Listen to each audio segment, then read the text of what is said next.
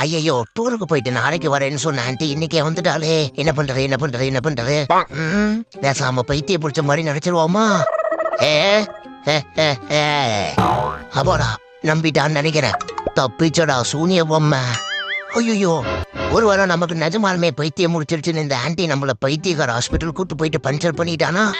இந்த அங்க இருந்து நம்ம யோசிக்கவே இல்லையே. ஒருவேளை கூட்டிட்டு போயிடுவாளோ?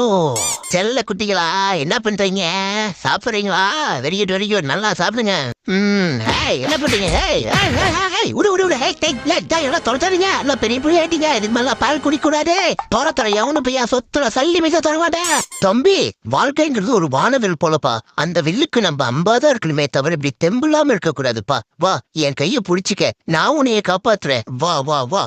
சாவு நாயே சாவு. நானே சாப்பத்தாமையா போனேன். சேவ் பண்ணிட்டு மறுபடியும் சாவ சொல்ற?